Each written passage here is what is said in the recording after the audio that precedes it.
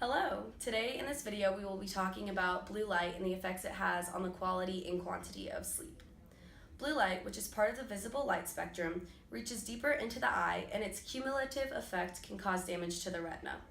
Blue light has a very short wavelength and so it produces a higher amount of energy. Research has found that exposure to blue light suppresses the production of melatonin more than any other type of light. It is believed that the shorter wavelengths in blue light is what causes the body to produce less melatonin because the body is more sensitive to this type of light. We are comparing nationally collected data to the experiences of two college students. Experiences such as seeing something exciting on Facebook or reading a negative email can make it hard to relax and settle into sleep. After spending an entire day surrounded by technology, your mind needs some time to unwind. So the next question one needs to ask is how long is too long to spend in front of a bright screen before bed? Studies have tested the effects of bright tablets, such as iPads and laptop screens, for up to 5 hours before bed. It seems that the natural evening rise in melatonin is not affected by 1 hour of bright screen light, but it is after 1.5 hours. Thus, after 1.5 hours of technology use in the evening, people report feeling less sleepy.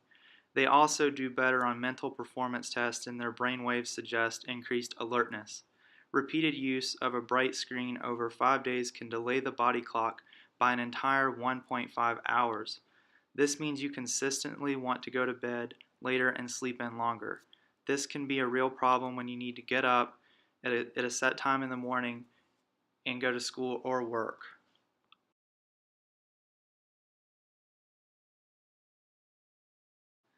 To make this study more personal, John and I decided to track our quantity and quality of sleep for a week.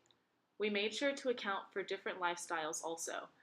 I tend to wake up later most days and work out in the afternoon, going to a physically demanding job at about 5 p.m. until late.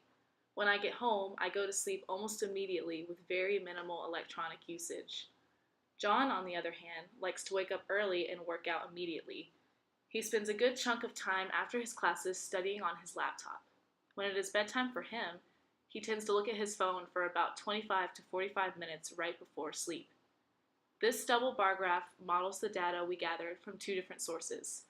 I used my Fitbit and John used his sleep cycle app to track our sleep. In our research on the subject, it was stated that people who look at blue light for longer periods of time before sleep get less quality sleep overall and report feeling tired during the day. Looking at our data, it seems that overall I got the most sleep, but not by much. In all, I only got about 5 hours more than John in a week, with an average of about 7 hours a night. John had an average of about 6 hours a night. I reported not feeling refreshed after sleep and drowsy throughout the day, while John reported feeling refreshed after sleep and awake during the day. When considering our results, it is important to take into account the differences in lifestyles of John and I, and the lack of routine for college students overall. I do think it is important to bring up an extra piece of information specific to John.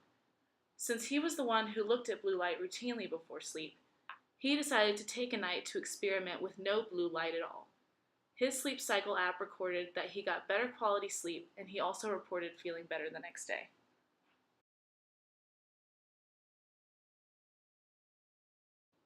A good night's sleep is as vital to the human body as a steady supply of water and a nutritious diet.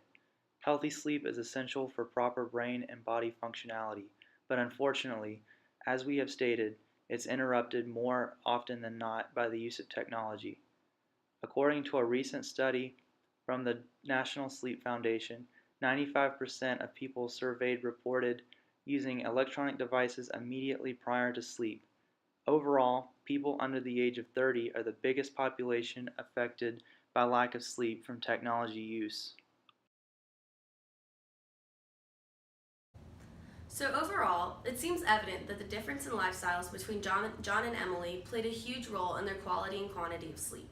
While we gathered data for an entire week to account for any differences in quantity of sleep, we got a little more than we bargained for. Our sample size of just Emily and John was not big enough, and their college lifestyles skewed the data too much.